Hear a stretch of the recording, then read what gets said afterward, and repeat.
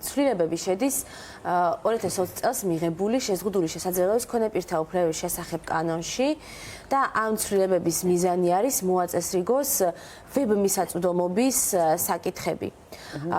ამ ეტაპზე არის პირველი მოსმენით ეს კანონპროექტი დამტკიცდა, მიიღეს და ხვალ იქნება უკვე მეორე მოსმენის, საკომიტეტო მეორე მოსმენა კომიტეტზე და შემდეგ პლენარულიც სავარაუდოდ.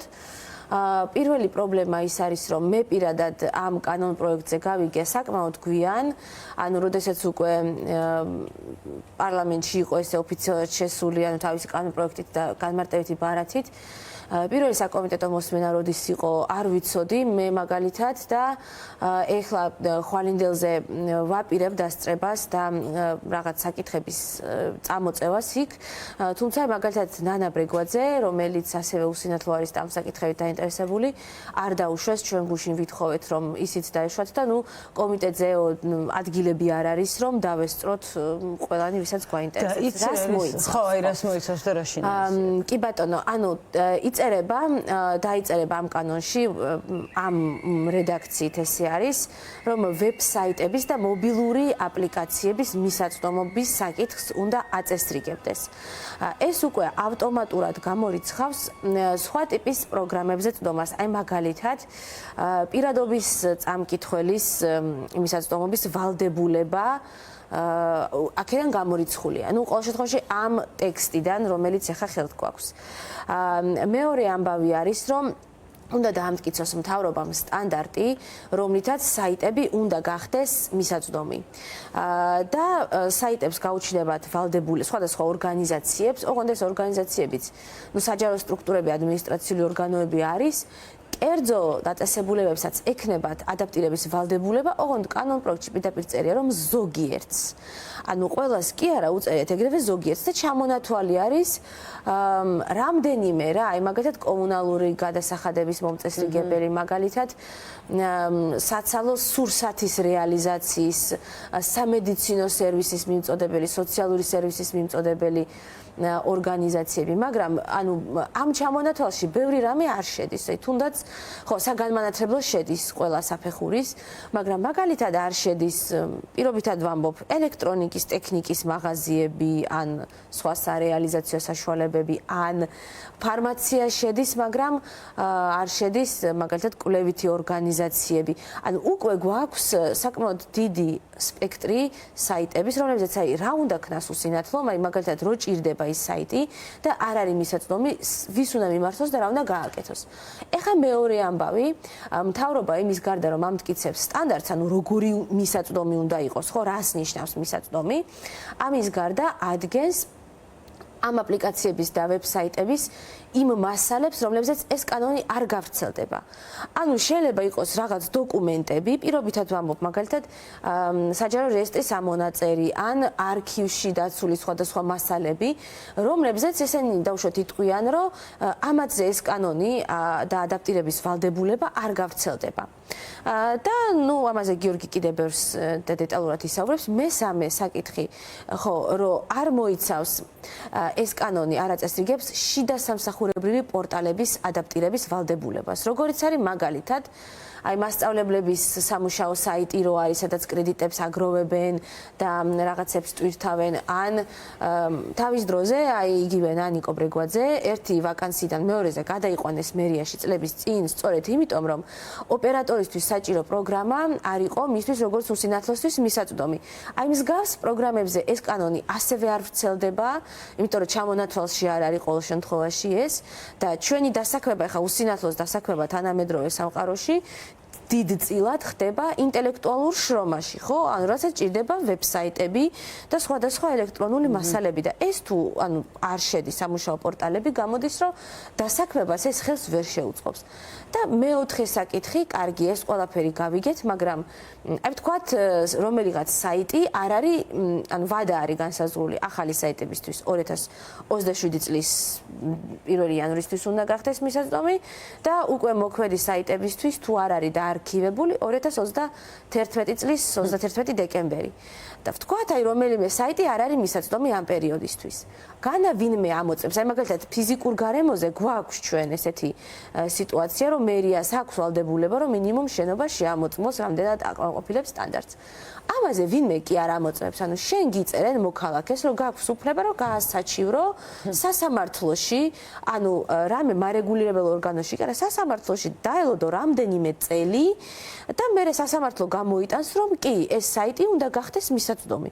და ეს ისედაც წერია ხო კანონში, ანუ არანაირი ჯარიმა, არანაირი სანქცია, არაფერი არ არსებობს ამ კანონის აღსრულების და მასე სულილებები, აი რა არის მაშინ მიზანი, იმიტომ რომ და თან თქვენ ამბობდით, რომ არც ანუ გვიან გაიგეთ უკვე საკომიტეტო მოსმენები იყო და პირველი მოსმენითაც გატანილი ქონდათ, ანუ ამ დროს ხო ჩართული უნდა იყვნენ ის ადამიანები, რომლებსაც უშუალოდ ეხებათ ეს ყველაფერი და მიაწოდონ მათ ინფორმაცია და ამ ინფორმაციაზე დაყრდნობით მომზადდეს სულილებები, ხო აი რა არის მაშინ მიზანი? აი ნახეთ, ანუ დღესაც უკვე ჩვენ გვაქვს შესაძლებლობა, რომ გავასაჩივროთ საიტების მიუწვდომლობა გაეროს შრეშინო პირთა კონვენციიდან გამომდინარე. ანუ სასამართლოსადმი მიმართვის უფლება ისედაც წესით გვაქვს და შესაბამისად ანუ რაღაც ქმედით მექანიზმად ერთადერთი რომ სტანდარტს დაამტკიცებენ რომლითაც შეგვეძლება ვიდაოთ ანუ არის თუ არა ამ სტანდარტით ადაპტირებული მიზანი იცით ნუ ფაქტია რომ ამაზე საუბრობენ რომ ეს არის უნაკლო კანონი ანუ ეს ისეთი თემა არის რომლითაც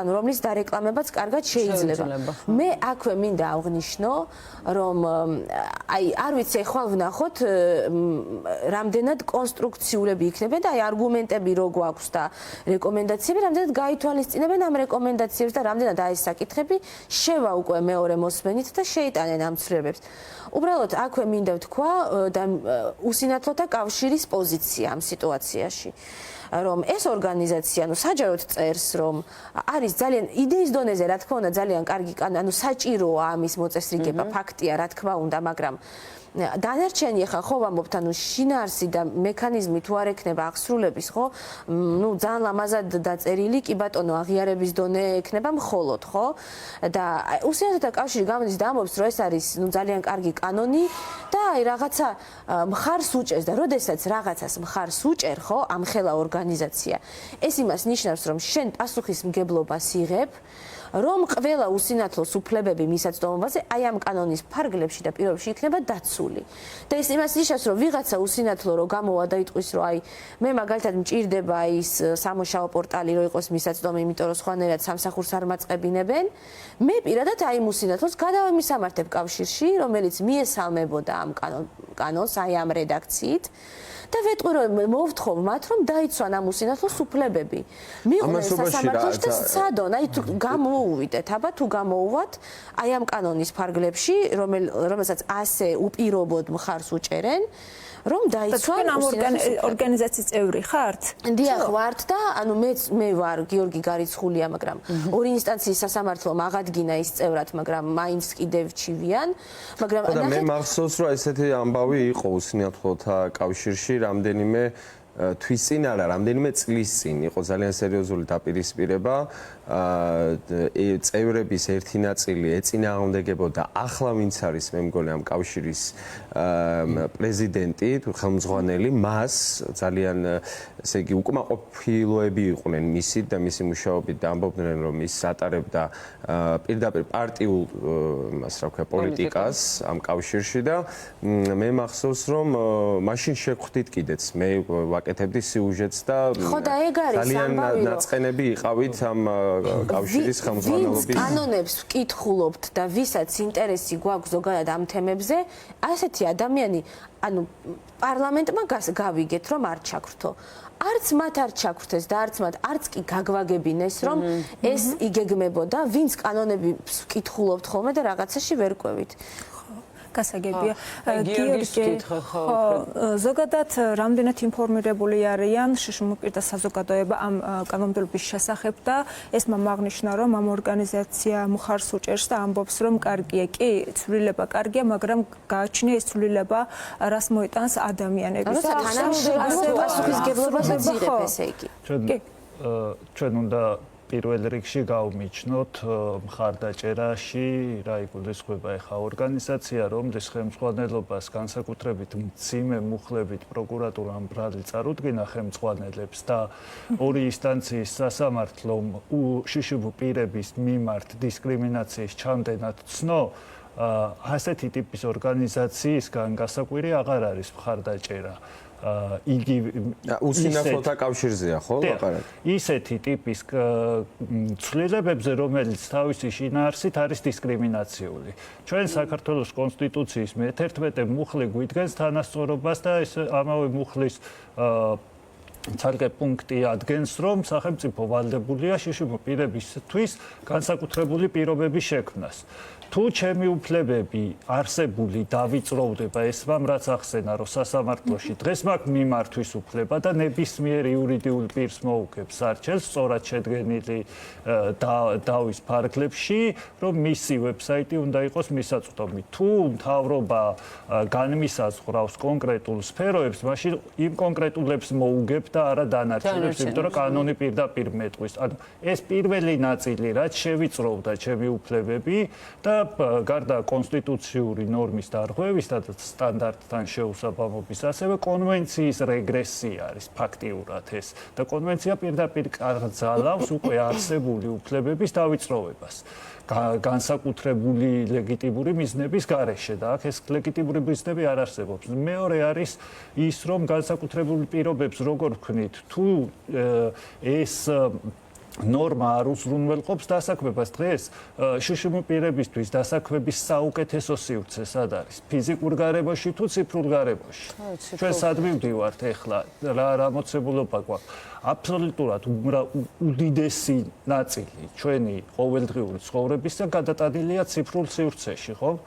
ყველაფერი განათლება, ჯანდაცვა, სოციალური სერვისები, სამუშაოს უდიდესი ნაწილი პირდაპირ მიბმულია ციფრულ სივრცეზე და ადამიანის განვითარების და განსაკუთრებით შიშუბ პირების განვითარებისათვის ყველაზე მნიშვნელოვანი და აუცილებელი კომპონენტი არის ციფრული სივრცე. თუ ციფრულ სივრცეში მე მექნება განსაზღვრული რა მოცულობით შევძლებ იქ განვითარებას და რა მოცულობით ვერ შევძლებ, მაშინ გამოდის, რომ კონსტიტუციის მე-12 მუხლსაც ვარღვევთ და არ არის შეუძლებელი. ნუ კონსტიტუციის დარღვევა ამათგან არ გვიკვირს ზოგადად ეს ისეთი ამბავია. ნუ ამათ ხა არ ვიცი, მე პირველი მოსმენით 84 ხმით მხარდაჭერილი კანონპროექტი, რომელიც შინაარსობრივად დისკრიმინაციული არის და ასევე კონსტიტუციის მე-11, მე-12, მე-17 მუხლებთან წინააღმდეგობაში მოდის, კარგად უნდა იცოდნენ, რომ საქართველოსში არსებული სამართლის მიხედვით ლეგიტიმაციის წყარო არის კონსტიტუცია და არა ხმათა უმრავლესობა.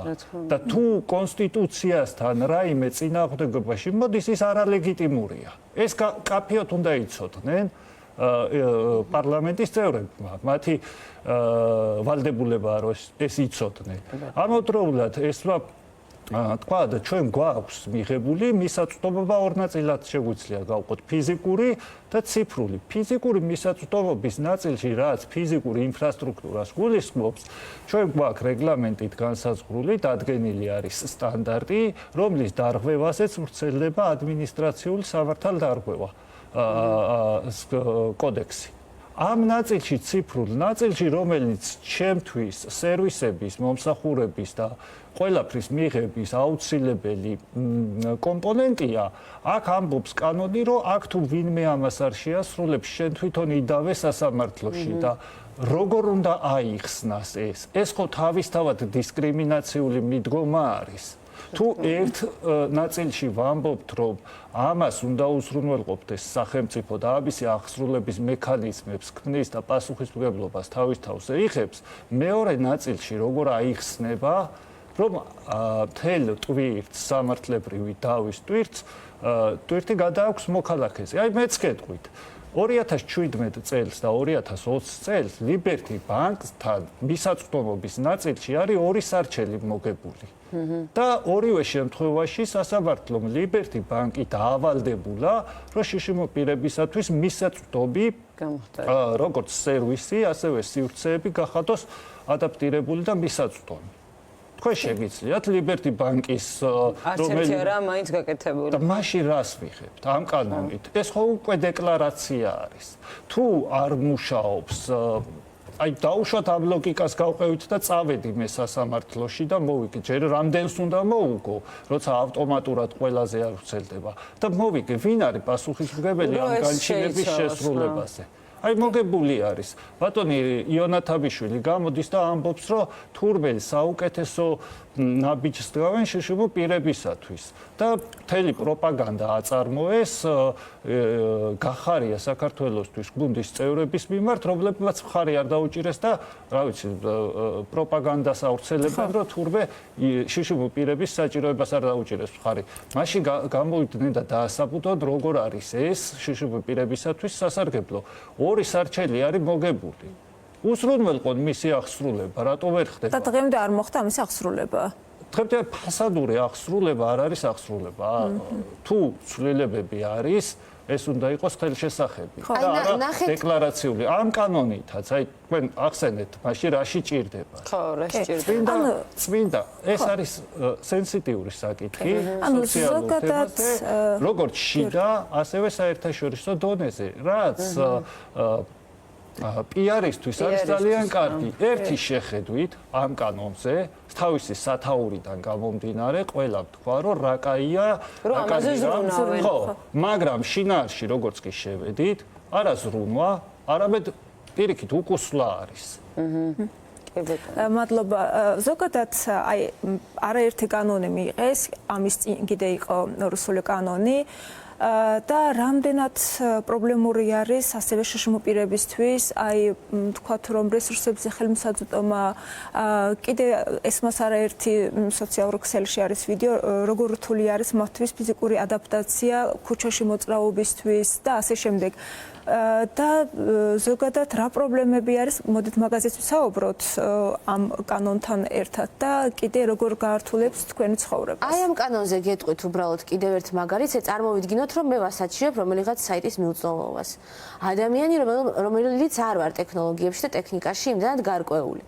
და მე როგორ უნდა დავუმტკიცო მე და ადვოკატმა, როგორ უნდა დავუმტკიცოთ სასამართლოზე სამოქალაქო წესით, რომ ანუ სტანდარტით არის თუ არა ადაპტირებული, ანუ ტექნიკური, ესე იგი რაღაცა ექსპერტიზა უნდა დაინიშნოს ტექნიკური იმ საიტს, ანუ იმდენი რამე უნდა მოხდეს და პლუს რა თქმა უნდა სასამართლო განხილვას სჭირდება წლები, ხო?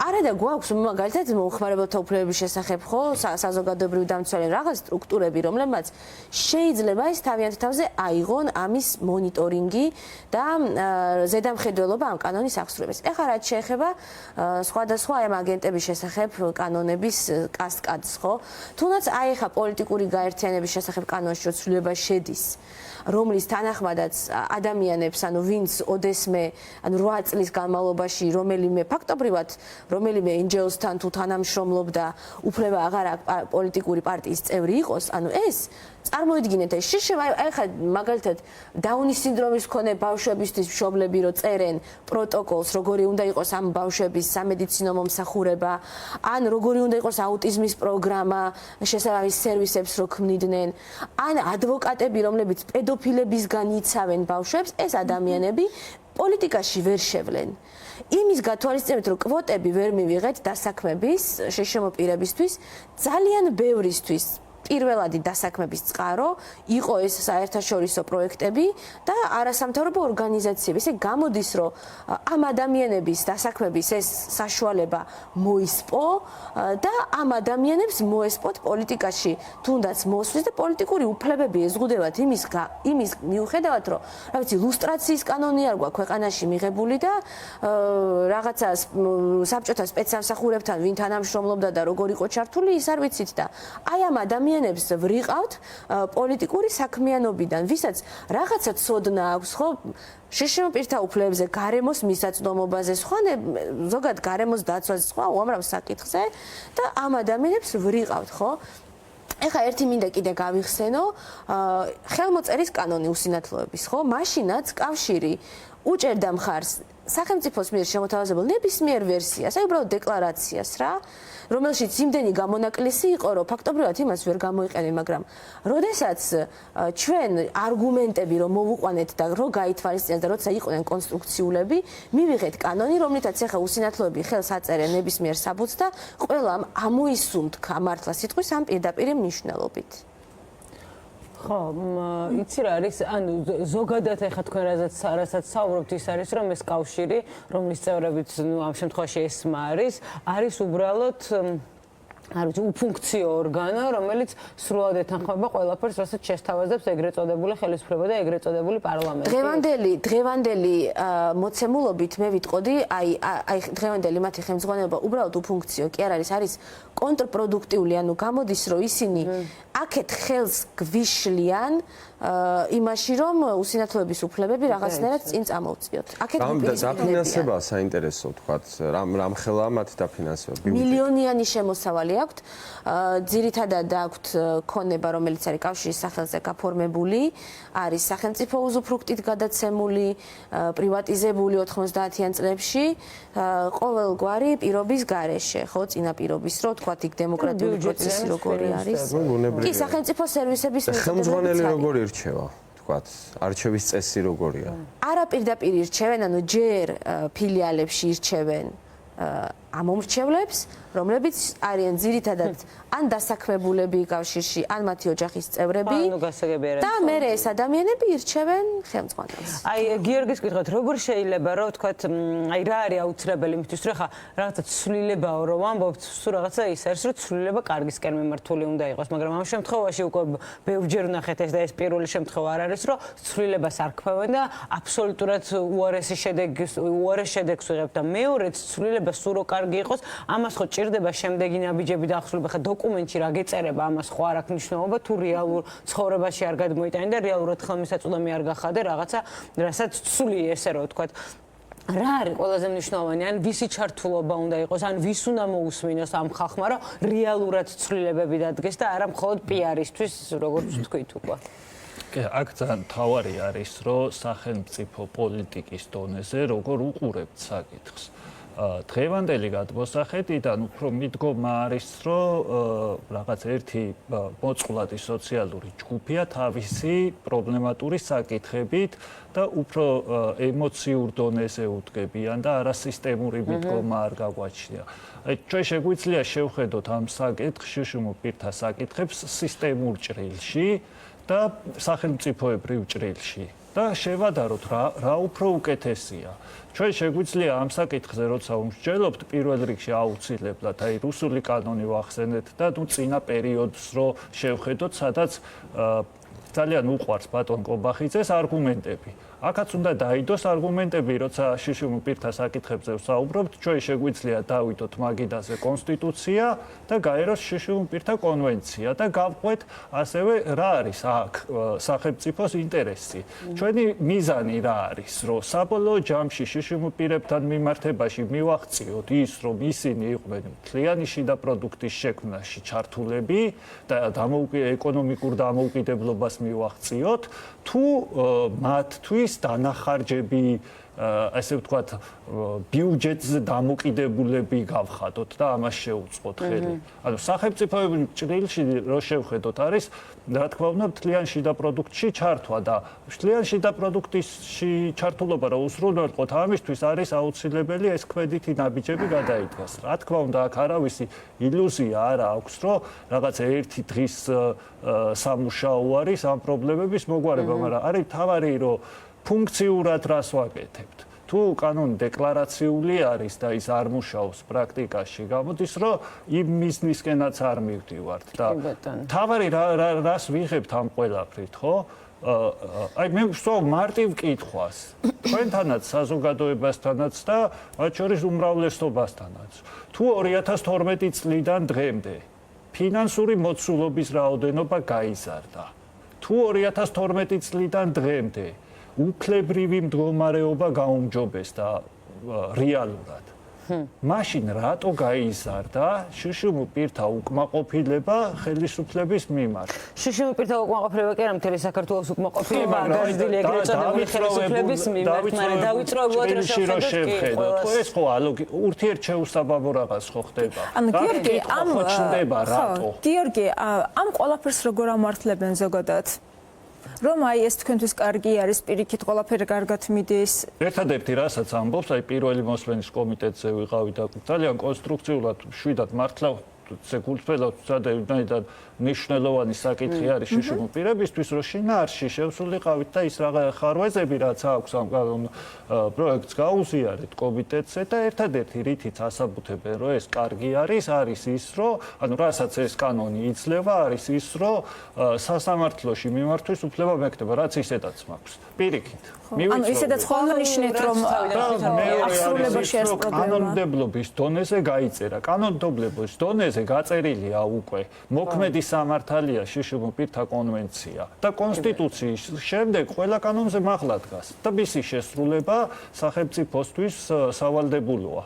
არა თქვა კეთილნებაზე არა. მართლა ხანდახან ის არის ხომ ახლა რო ვფიქრობთ ამდენ რამეზე კონსტიტუციაში ისეც გვიწერია ჩვენ რომ ევროკავშირისკენ უნდა ვიაროთ, მაგრამ რას შვებიან კი სამწუხარო არის რომ აი მართლა ყველა მიმართულებით და ვიწრო ჭრილშიც აბსოლუტურად ყველაფერს არ ღვავენ და არ აინტერესებთ არაფერს. თან ძალიან ადვილი არის იმის თქმა, რომ ანუ თუ რამე პრეტენზია გაქვს, რამე არ მოგწონს, მიმართო სასამართლოში, თითქმის სასამართლოში წასვლა, მისვლა ეს ყველაფერი უფასო არის და ძალიან ადვილი არის. და ადაპტირებული არის კიდე. ადაპტირებული არის კი რა თქმა უნდა, იმდენი დრო სჭირდება, ჯერ დრო ხო რამდენი 1-2 წელი გაგრძელდება, მე გინდ მოიგო სასამართლო და მაინც აღსრულება აღარ არის, ხო, როგორც ერთადერთი აი ეს არის რა, დღევანდელი მომოცემულობა რეალობაში, ქართულ რეალობაში პრაქტიკულად გახადა უკვე შესაძლებელი, რომ ეს საკითხი გახდეს უკვე საპარლამენტო განხილვების საკითხი და ამის ნათელი მაგალითი ეს იყო წინა პერიოდში მსგავსი პრეცედენტი. მე ყოველ შემთხვევაში არ მახსენდება, ხო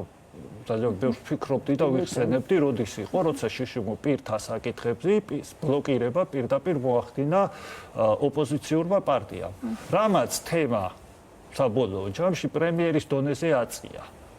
და ძალიან დიდი გამოხმაურება ჰპოვა და არგუმენტებს რაც შეეხება, რაც ასევე ძალიან უყვარს ბატონ პრემიერს, რომელიც აბსოლუტურად უნაკლო აბსოლუტურად უნაკლო კანონს ეძახიან. კანონი, რომელიც კონსტიტუციის 3 მუხლს, მინიმუმ 3 მუხლს პირდაპირ ეწინააღმდეგება, მაშინ გამოდის, რომ ან ეს კანონი არ არის უნაკლო, ან კონსტიტუციური სტანდარტის გაგების პრობლემაა. კი ბატონო. ანუ სხვა ვარიანტი არ არსებობს და ორივე ერთად ვერ იქნება. კი ბატონო.